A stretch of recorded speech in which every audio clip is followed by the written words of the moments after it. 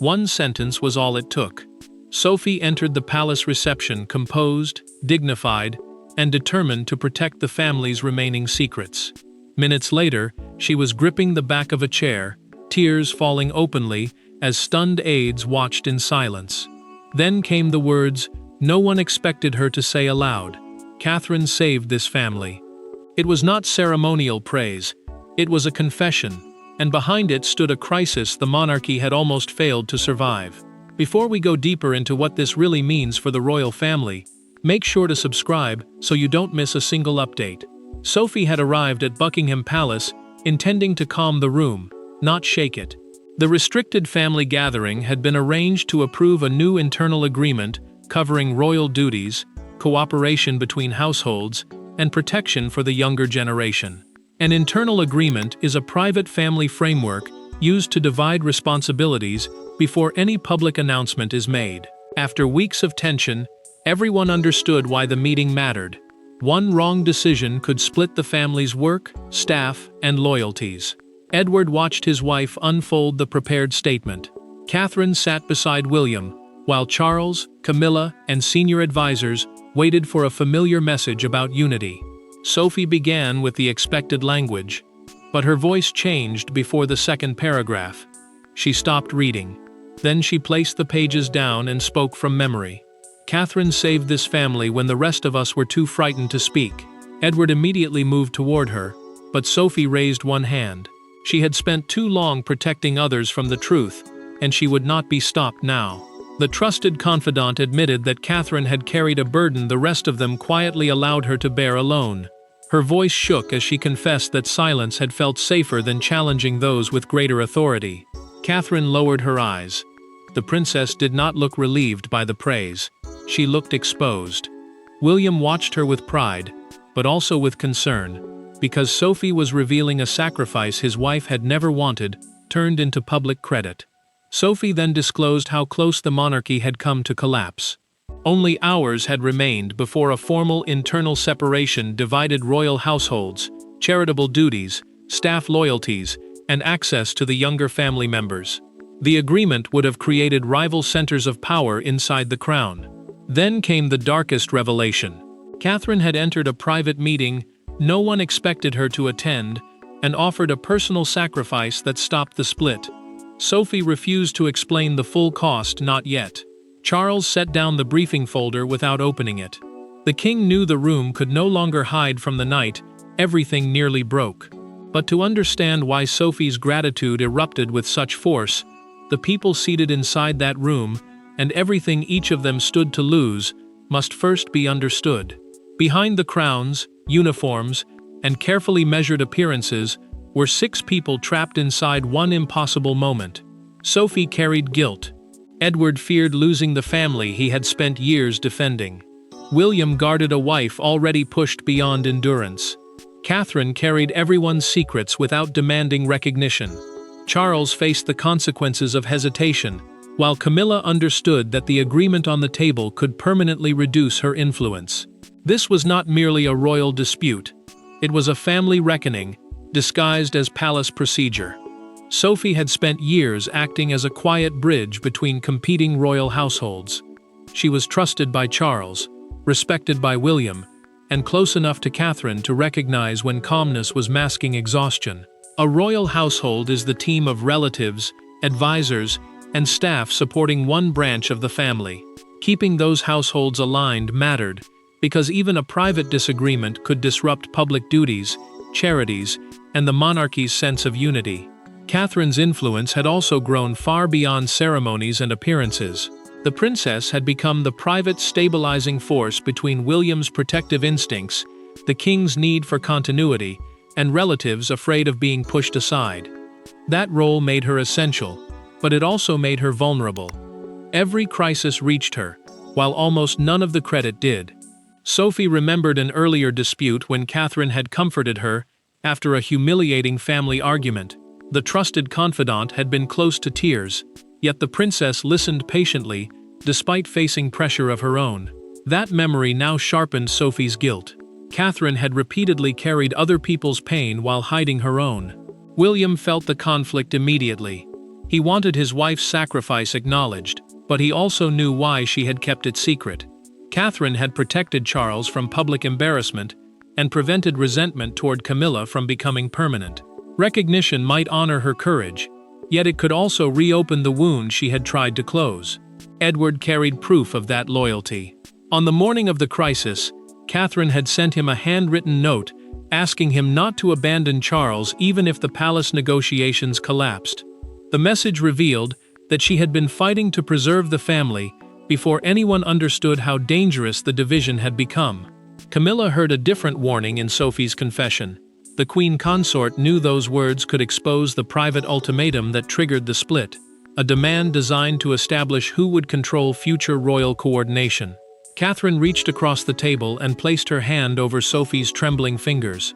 The trusted confidant looked at her and whispered, "You should never have had to do it." The fracture had not begun with Sophie's tears, it began weeks earlier, when one chair was moved, one demand was made, and Catherine finally saw how close the family was to breaking. Every royal crisis has a moment that appears insignificant until history gives it meaning. In this case, it was a private dinner at Windsor Castle. The table had been set for reconciliation, but before the first course arrived, an aide moved Catherine's chair away from Charles and placed Camilla beside the king instead. No public announcement followed. No voices were initially raised. Yet what happened after that silent alteration became the trigger that drove the family toward its most dangerous internal confrontation. The dinner had been arranged to settle the future order of family representation. That order meant deciding who would lead major ceremonies, coordinate charitable patronages, and advise Charles when the king reduced his public activity. A patronage is an official bond between a royal and a charitable organization. Sophie and Edward expected a compromise that would protect Camilla's dignity while confirming Catherine's growing responsibility beside William. Camilla changed the balance before anyone had spoken. The queen consort instructed an aide to move Catherine's chair farther from Charles and insisted that all future family announcements pass through her office before reaching the Wales household. The demand sounded administrative, but everyone understood its deeper meaning. Control of communication meant control of influence. Catherine reached the table and stopped beside the displaced chair. Sophie saw the pause, brief but painful. The princess said nothing. She gathered herself, took the new seat, and refused to turn humiliation into spectacle. That restraint should have cooled the room. Instead, it exposed how much she had already been expected to endure. William reacted before the silence could settle. The prince pushed his chair back and asked who had authorized the change. He warned that Catherine would not remain where her future responsibilities were treated as negotiable. His anger did not come from seating alone. It came from seeing his wife's authority challenged while everyone watched. Charles tried to calm the exchange, but the king did not reverse the decision immediately. That hesitation wounded William more deeply than Camilla's demand. The future king could accept open conflict. He could not accept his father allowing the imbalance to stand. Edward followed him into the corridor. There, William delivered the threat that changed everything. Unless a written settlement was reached within 48 hours, the Wales household would withdraw from joint coordination. Such a withdrawal would split staff, duties, and public planning across rival centers of power. Sophie returned after the others had left and found Catherine straightening the chair that had been moved. The princess looked at her and said quietly, "No one wins if we make him choose between us." By sunrise, the argument was no longer about seating or precedence. It was about whether Catherine would confront the woman at the center of the dispute before William carried out his threat. There were no secretaries taking notes, no courtiers controlling the language, and no husbands waiting nearby to intervene. Catherine entered the private morning room and closed the door behind her. Camilla stood beside the fireplace, expecting negotiation.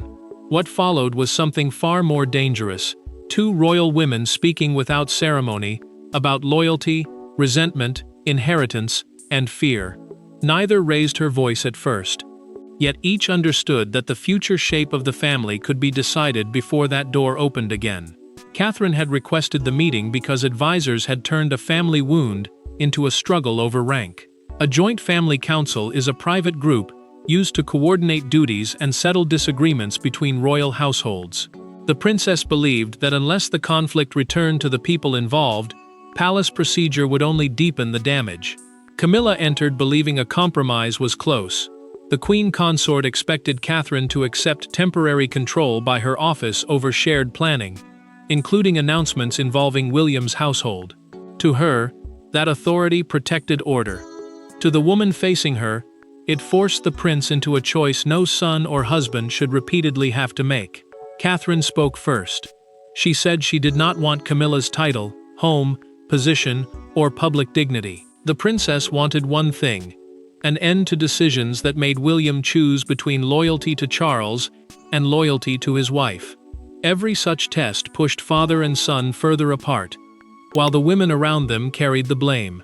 Camilla accused Catherine of allowing public affection to become private power. She argued that admiration had made the younger royal difficult to challenge. Catherine did not flinch. She answered that affection could not be commanded, and fear could never hold a family together. Camilla placed both hands on the table and asked whether Catherine intended to remove her from family affairs. The princess held her gaze and replied, "I am trying to stop everyone from removing themselves." Then came the truth. William had prepared a signed withdrawal from the joint royal household structure, the shared system linking staff, duties, and planning across the family. Edward was considering supporting him if the Windsor demand remained unchanged. One signature could divide the monarchy's working life. Catherine did not use the document as a threat. She offered to persuade William to destroy it, but only if Camilla withdrew her office's claim over the Wales household and accepted a shared family council. No single household would control the others again. Camilla remained silent. Then she asked what Catherine was willing to surrender personally to secure that agreement. Catherine had prevented an immediate rupture, but the price she placed on the table would expose who truly held power and who had quietly been paying for the family's survival. The agreement, later presented as a triumph of royal unity, contained a private cost almost no one understood. Catherine did not demand additional status. She gave something away. To stop the households from dividing, she offered to delay her formal leadership of several major family initiatives and accepted restrictions that would leave Camilla publicly protected. It was a concession large enough to calm Charles, reassure Edward, and bring William back to the table, but painful enough to leave Sophie speechless when she learned the truth. The settlement created a shared coordination council involving Charles, William, Catherine, Camilla, Edward, and Sophie. A coordination council is a private group used to divide responsibilities, approve joint announcements, and prevent one royal household from controlling the others. The agreement also guaranteed that William's family would remain fully involved in major ceremonies, charitable programs, and private gatherings. On paper, the crisis appeared over. Beneath the signatures, the sacrifice was only beginning. Catherine agreed to postpone the public transfer of 3 major patronage leadership roles already prepared for her. A patronage is an official relationship in which a royal supports a charity or public cause. Those roles would have confirmed her growing authority, but delaying them protected Camilla from appearing publicly displaced. William objected fiercely. The prince told his wife she was once again surrendering recognition to spare others discomfort. Catherine answered that preserving the structure mattered more than winning the moment. Her reply ended the argument, but it did not ease his pain. He understood the strategy. He hated the cost. Charles read the final terms alone in his study. The king reached Catherine's concession, removed his glasses, and placed the document down. Silence followed. He had wanted unity, but now he understood who had paid for it. The monarchy had survived because the person with the strongest claim had chosen restraint. Sophie discovered an even deeper sacrifice. Catherine had requested a written guarantee protecting Edward and Sophie's future ceremonial roles, even though neither had asked for help. The trusted confidant realized that while everyone had been defending their own position, the princess had been protecting every branch of the family. Edward then showed his wife the handwritten note Catherine had sent before the negotiations collapsed, urging him not to abandon Charles. Sophie read it twice. The message proved that Catherine had been carrying blame, while quietly holding the family together. The agreement was accepted, but peace did not follow. One member of the family received the final terms with cold anger, convinced that compromise had disguised defeat. The signatures stopped the family from splitting on paper, yet they could not erase the humiliation, resentment, and guilt waiting outside the council room. The palace expected relief when the agreement was signed. Instead, an unnatural silence settled over the royal rooms. Staff returned to their duties. Doors opened. Schedules resumed. But nothing felt restored. Camilla had retained her dignity while losing unilateral control. William had preserved unity while watching Catherine sacrifice her own advancement. Charles had escaped a family split, but could no longer pretend he had prevented it. And Sophie now understood exactly who had carried everyone across the edge. The new council began operating immediately, forcing each royal household to consult the others before major decisions could move forward.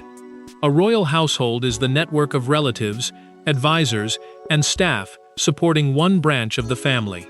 Publicly, the palace described the change as routine modernization. Privately, everyone knew it had been created to prevent another struggle for control. Camilla returned to her sitting room and placed her gloves sharply on the table. The queen consort remained publicly protected because Catherine had delayed her own advancement, yet that protection carried its own humiliation. She had kept her dignity, but lost the authority she once believed was secure. Gratitude and resentment now lived beside each other, and neither offered comfort. William confronted Catherine as soon as they were alone. The prince asked why she had volunteered to postpone roles she had earned through years of duty. Catherine answered that their children needed to inherit a family, not merely an institution divided into armed camps. She understood his anger, but she feared what victory would cost if it left every relationship poisoned. Sophie read the signed guarantee preserving her and Edward's ceremonial responsibilities.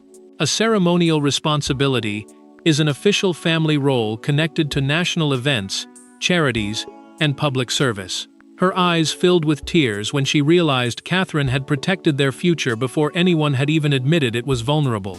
A senior advisor then revealed that the princess had demanded anonymity. Catherine feared that public gratitude would make the settlement look transactional, as though she had exchanged protection for loyalty. Sophie also learned something even harder to accept. The younger woman had personally asked Charles to shield Camilla from public blame, despite the queen consort's role in starting the confrontation. That evening, Sophie watched Catherine leave the palace alone. She wanted to call after her, to thank her, to confess how completely the family had failed to see the cost. But no words came. The trusted confidant remained silent, as the woman who had prevented disaster departed without recognition. Days later, Sophie requested a private meeting. This time, she would not allow fear or protocol to silence her. The agreement had repaired the machinery of the monarchy, but only an unguarded conversation between two women could begin repairing the wound beneath it. When Sophie finally sat across from Catherine, there were no advisors, prepared statements, or royal duties to hide behind. For several moments, neither woman spoke. Then Sophie placed Catherine's handwritten note between them and asked the question that had been haunting her. "Why did you protect all of us when no one was protecting you?" Catherine's answer did not sound like strategy. It sounded like a woman who had decided that someone had to end the cycle of fear. Sophie had arranged the meeting in a small private room at Windsor, choosing a place without aides, recording devices, briefing folders, or formal seating.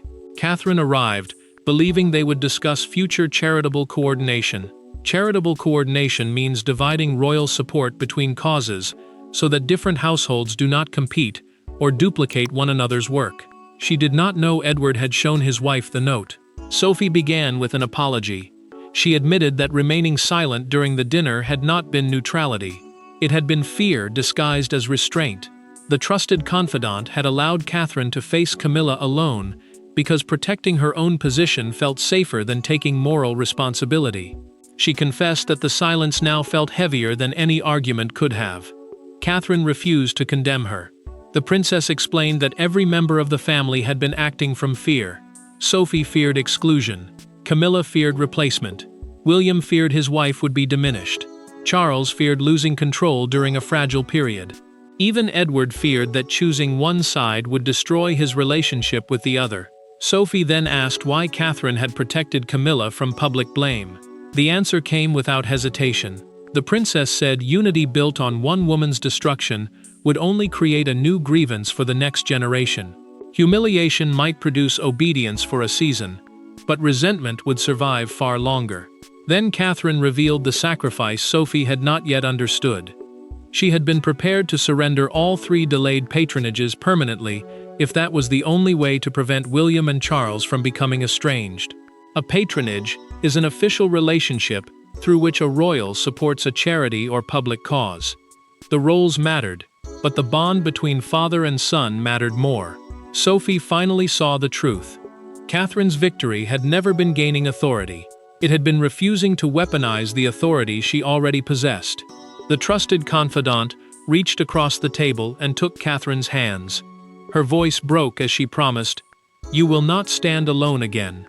That promise would soon force Sophie to abandon the palace's prepared statement and speak openly before the entire family. What began as a private promise between 2 women was about to become a declaration heard far beyond the palace walls. By midday, Sophie's words had escaped the palace and crossed the country. The sentence appeared on phones, television screens, newspaper websites, and handwritten signs pressed against palace railings. Yet the public was not responding merely to praise for Catherine. People sensed that Sophie had revealed something usually hidden behind royal language. One woman had absorbed the pressure of a divided family and refused to turn her suffering into revenge. The confession changed the meaning of the entire crisis. The palace released a short recording from the gathering after advisors concluded that suppressing Sophie's words would create greater suspicion. A palace recording is an officially approved extract from a private royal event, released to confirm what was said without exposing every detail. Hiding the moment would have made her tears appear shameful. Releasing it allowed the country to hear the emotion for itself. Commentators immediately connected the confession to Catherine's growing role inside the monarchy. The princess was no longer described only as a future queen or public representative. She was presented as the stabilizing force between households that had come dangerously close to separating. A national broadcaster opened its evening bulletin with Sophie crying as Catherine held her hand. The presenter introduced the report with one devastating line: the confession that revealed who held the royal family together. The words spread within minutes, because they transformed a private sacrifice into a public judgment. Outside Kensington Palace, a small crowd gathered beneath umbrellas. One woman placed white flowers near the gate, beside a handwritten card reading, "Strength without cruelty." That message captured why the story had struck so deeply. Catherine had possessed enough influence to defeat her rivals, yet she had chosen restraint instead. Sophie watched the coverage beside Edward and began to fear she had betrayed Catherine's wish for privacy. The trusted confidant wondered whether gratitude had exposed a wound the princess had worked desperately to close. Edward reassured his wife that silence had already cost the family too much. Speaking now was not betrayal, it was accountability. Catherine felt no triumph. She told William that becoming the symbol of a family conflict made her deeply uncomfortable. The prince answered that the public was not celebrating her suffering. People were recognizing the discipline with which she had refused to turn pain into punishment. The palace then confirmed the creation of the Shared Family Council, giving formal weight to Sophie's confession. Charles went further. The king authorized a rare personal acknowledgement thanking Catherine for preserving royal unity. The applause outside the palace mattered, but the final verdict would be written inside the family, in the choices made after the cameras turned away. The monarchy was not saved by a decree, a title, or a perfectly managed announcement. It was saved because Catherine entered a divided room and refused to treat another person's defeat as her victory. Sophie's breakdown exposed that truth, but it also forced every member of the family to accept responsibility for the silence that made Catherine's sacrifice necessary. By the time the palace doors closed that evening, the family had not returned to what it was. It had chosen something better. Charles formally adopted the Shared Family Council as the permanent structure for coordinating major duties, succession planning, and cooperation between royal households. Succession planning means preparing how responsibilities will pass from one generation to the next. The decision mattered because no single office could again control the family's future through private instructions, delayed messages, or pressure disguised as protocol. Catherine's 3 delayed patronages were restored by unanimous agreement. A patronage is an official relationship through which a royal supports a charity or public cause. The princess did not receive them as payment for loyalty. They were returned because everyone finally accepted that hiding her leadership to protect fragile egos had weakened the family rather than preserving it. Charles then met Catherine privately. The king admitted that his hesitation during the Windsor dinner had placed an unfair burden on her. He thanked her for keeping William close, but his deepest gratitude concerned Camilla. Catherine had protected the queen consort from humiliation, even when exposing her would have made victory easier. The monarch understood that restraint had saved more than an agreement, it had saved relationships. Camilla later spoke with Catherine without advisors present. The queen consort offered no dramatic apology, but she acknowledged that control had become a substitute for security. She accepted the council's permanent authority and admitted that influence built through fear could never create genuine loyalty. Sophie entered the family room carrying the prepared statement she had abandoned. The trusted confidant folded it once and placed it on the fire. Catherine stood beside her as the careful palace language disappeared. Sophie no longer needed it. She had already spoken the truth. William finally understood the full meaning of his wife's decision. Catherine had not defeated Charles, Camilla, Edward, or Sophie. She had created a future in which all of them could remain connected without pretending the conflict had never happened. Edward and his wife ended their neutrality and committed themselves openly to supporting Catherine's future role. Their loyalty no longer came from obligation, it came from gratitude. The monarchy emerged, changed, not perfectly healed, but honestly united. The fracture was acknowledged, the agreement became permanent, and Catherine would never again carry the family alone. And when Sophie said, "Catherine saved this family," she was not praising a future queen, she was naming the moment compassion became the crown's strongest form of power. Thanks for watching.